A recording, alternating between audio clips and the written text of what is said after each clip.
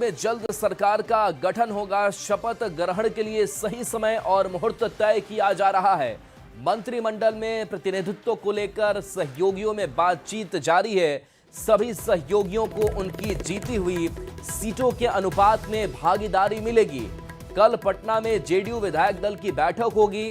पहले अलग अलग दलों के विधायक दल की बैठक होगी, उसके बाद जल्द ही एनडीए के विधायक दल की बैठक होगी, जिसमें एनडीए के विधायक दल का नेता चुन लिया जाएगा।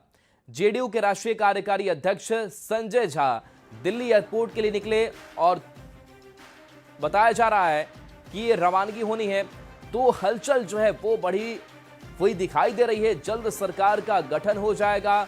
अमितेश हमारे साथ न्यूज 18 संवाददाता जुड़े हुए हैं। अमितेश, सरकार गठन की अब कवायद तेज है, क्या हलचल, किस तरीके से बातचीत रणनीति? देखिए, निश्चित रूप से जेडीयू और बीजेपी में जो कल बातचीत हुई है, दोनों टॉप लीडरशिप में कल जो रात मुलाकात और बातचीत हुई है अमित शाह के आवास पर, उसके बाद निश्चित रूप से फॉर्मूला निकलता नजर आ रहा है। और जो सूत्र बता रहे हैं उसके मुताबिक अगले 3 से 4 दिनों में बिहार में सरकार गठन हो जाएगा, नीतीश कुमार का शपथ ग्रहण हो जाएगा। इस बात की पूरी उम्मीद।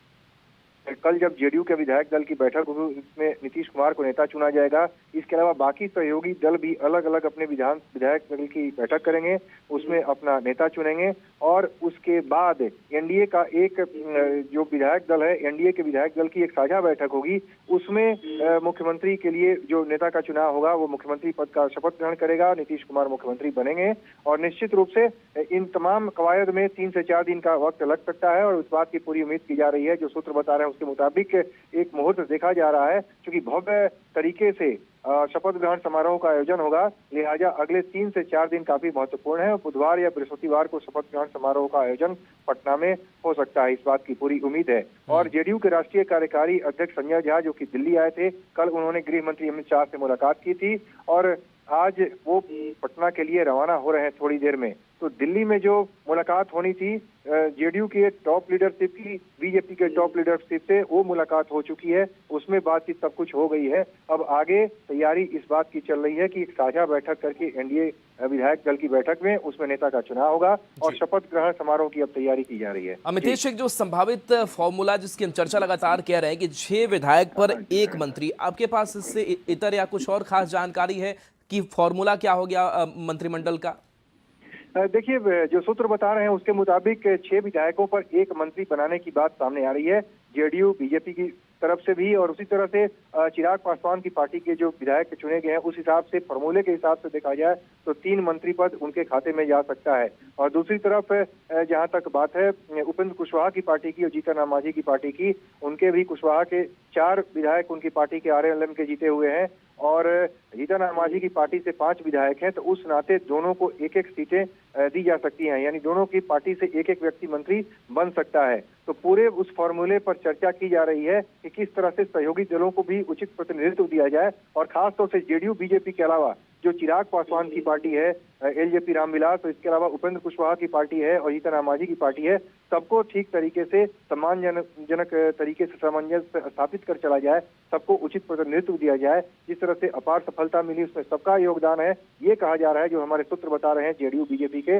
उस हिसाब से एक फॉर्मूला निकाला जा रहा है और सबको समायोजित करके एक बेहतर संदेश देने की कोशिश की जा रही है कि उस तरह से हम लोग आगे बढ़ें। जी अमितेश, इस फॉर्मूले के साथ साथ क्या कोई एनडीए के घटक दल से कुछ चेहरे भी चर्चा में है, जो रेस में है, कुछ खबर मिल पा रही हो?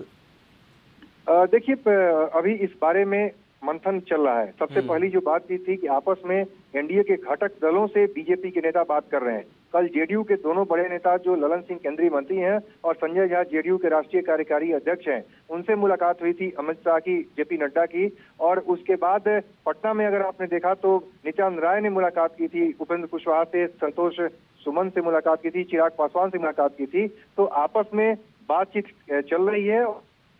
जो नेता हैं वो सहयोगी दलों को साधने की पूरी तरह से कोशिश कर रहे हैं, उनसे चर्चा कर रहे हैं। इसलिए अभी फॉर्मूला निकाला जा रहा है कि किस तरह से आगे बढ़ा जाए। और निश्चित रूप से बीजेपी की तरफ से मैसेज कन्वे भी किया जा रहा है कि एक फॉर्मूला मुख्य रूप से देखा जाए तो जेडीयू बीजेपी में ही बात होनी थी, क्योंकि जेडीयू बीजेपी दोनों की सीटों की संख्या लगभग बराबर है।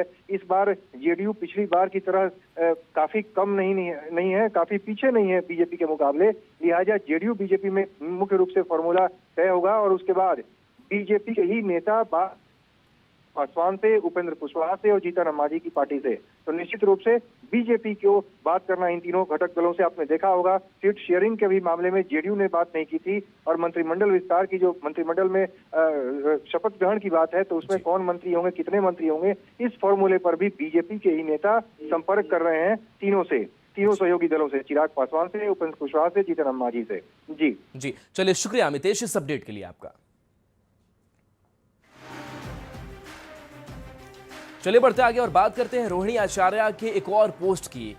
उन्होंने लिखा कि कल मुझे गालियों के साथ बोला गया कि मैं गंदी हूं और मैंने अपने पिता को अपनी गंदी किडनी लगवा दी। इस तरीके से परिवार में कहा जा रहा है करोड़ों रुपए लिए, टिकट लिया, तब गंदी किडनी लगवाई, ऐसी बातें कही जा रही है। सभी बेटी बहन जो शादीशुदा हैं उनको मैं बोलूंगी कि जब आपके मायके में कोई बेटा भाई हो तो भूल कर भी अपने भगवान रूपे पिता को नहीं बचाएं। अपने भाई उस घर के बेटे को ही बोले कि वो अपनी या अपने किसी हरियाणवी दोस्त की किडनी लगवा दे। एक बड़ा तंज है और एक टीस जो है वो भी इस पोस्ट में रोहिणी आचार्य का दिखाई दे रहा है। आगे वो लिखती है कि सभी बहन बेटियां अपना घर परिवार देखें, अपने माता पिता की परवाह किए बिना अपने बच्चे, अपना काम, अपना ससुराल देखे, सिर्फ अपने बारे में सोचे। मुझसे तो ये बड़ा गुनाह हो गया कि मैंने अपना परिवार, अपने तीनों बच्चों को नहीं देखा। किडनी देते वक्त न अपने पति न अपने ससुराल से अनुमति ली। अपने भगवान, अपने पिता को बचाने के लिए वो कर दिया जिसे आज गंदा बता दिया गया। आप सब मेरी जैसी गलती कभी ना करें, किसी घर रोहिणी जैसी बेटी ना हो। तो देखिए, इस पोस्ट के जरिए आप समझ सकते हैं कि किस कदर अंदर से टूटी हुई रोहिणी आचार्य दिखाई दे रही है, और वो जिन बातों का जिक्र कर रही है वो बड़ा ही टीस जो है वो पैदा करती है कि आखिर उनके मन के ऊपर क्या गुजर रहा होगा, उनकी अभी मनस्थिति कैसी है कि जिस घर के लिए, जिस पिता के लिए उन्होंने अपनी किडनी तक दी और ये पूरी कोशिश में लगी रही और जो चर्चा का विषय भी बनी रही, लेकिन आज जब उनके साथ कुछ ऐसा अगर हो रहा है तो उनका जो दर्द है वो किस कदर छलक रहा है इन पोस्ट के जरिए, वो मर्माहत किस कदर है वो आप समझ सकते हैं। तो रोहिणी आचार्य का ये पोस्ट बहुत कुछ कहता है, और एक बार फिर से वो हम पोस्ट भी आपको दिखाते हैं, और ये पोस्ट बहुत ही मर्माहत करने वाली है। लिखा है कि कल एक बेटी, एक बहन, एक शादीशुदा महिला, एक मां को जलील किया गया, गंदी गालियां दी गई, मारने के लिए चप्पल उठाया गया। मैंने अपने आत्मसम्मान से समझौता नहीं किया। आगे वो लिखती है कि सच का समर्पण नहीं किया, सिर्फ और सिर्फ इस वजह से मुझे बेइज्जती झेलनी पड़ी। कल एक बेटी मजबूरी में अपने रोते हुए माँ बाप बहनों को छोड़कर आई, मुझे मेरा मायका छुड़वाया गया, मुझे अनाथ बना दिया गया। ऐसे कई सारे पोस्ट सामने आए हैं। आप सब मेरे रास्ते कभी ना चले, किसी घर में रोहिणी जैसी बेटी पैदा ना हो।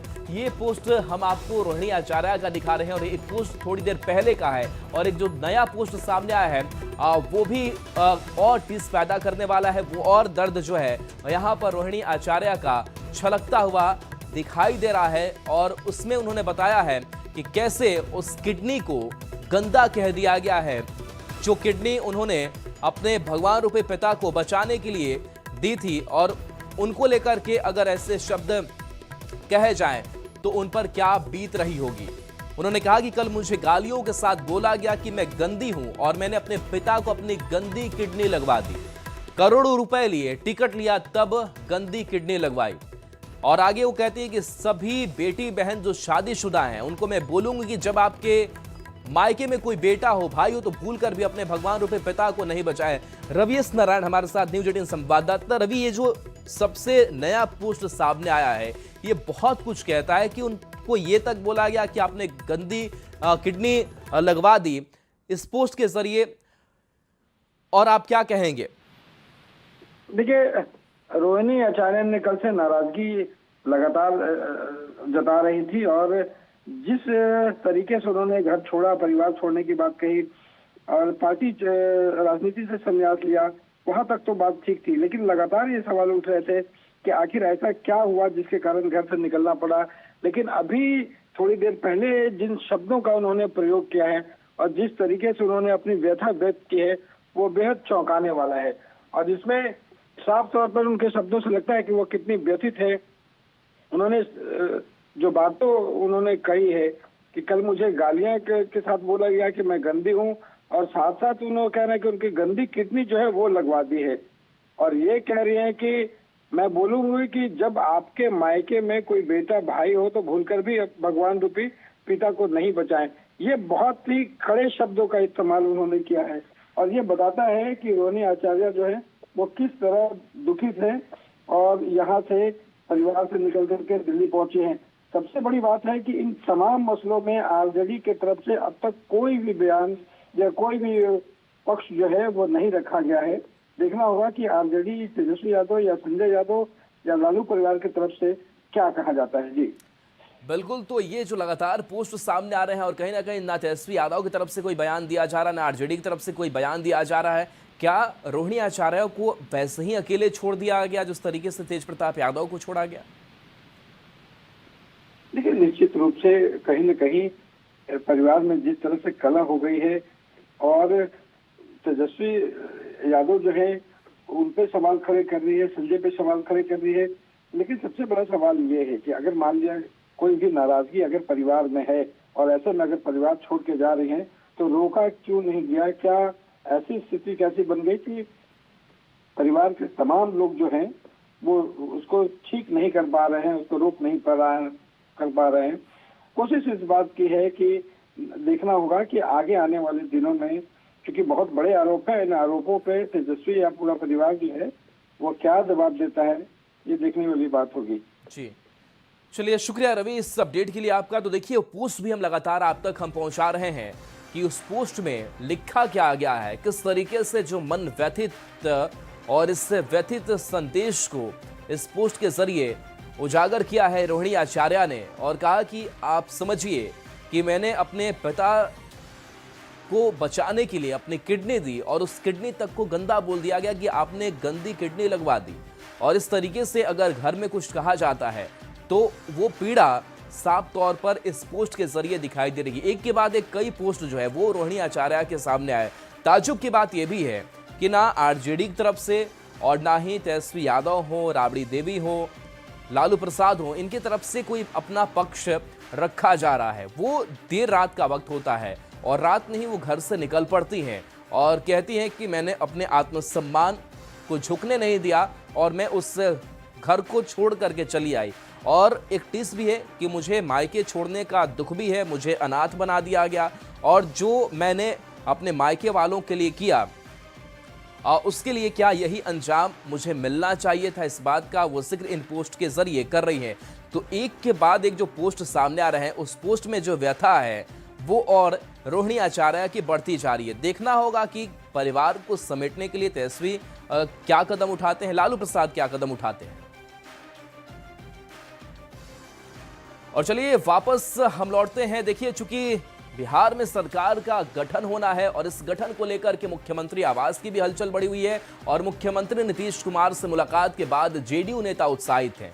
जेडीयू नेता मदन सहनी ने एनडीए की शानदार जीत के बाद सीएम नीतीश को बधाई देने उनके आवास पहुंचे। साथ ही सीएम पद पर भी बड़ा बयान दिया और कहा कि इस बार भी मुख्यमंत्री नीतीश कुमार ही होंगे।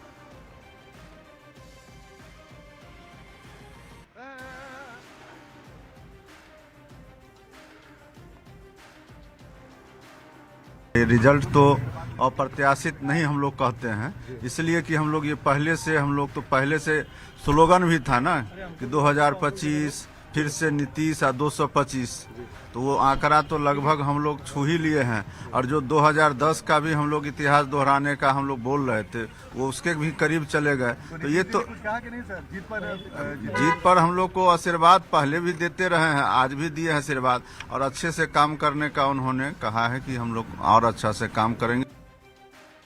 तो वहीं सीएम नीतीश से मिलने के बाद जेडीयू विधायक मनजीत सिंह भी काफी खुश नजर आए। उन्होंने भी 2025 से 2030 तक नीतीश कुमार को ही मुख्यमंत्री बताया। जिस तरह से बिहार की जनता ने मैंडेट दिया आदरणीय मुख्यमंत्री जी के नाम पर, जिस तरह से एनडीए को समर्थन मिला है, इस बात का प्रतीक है कि मुख्यमंत्री जी ने किस तरह बिहार का विकास किया, किस तरह से बिहार की तरक्की उन्होंने तरक्की किया है। तो यह बिहार की जनता ने इसी आधार पर प्रचंड बहुमत दिया है और 2025 से 2030 फिर से नीतीश कुमार। राजधानी रांची में आज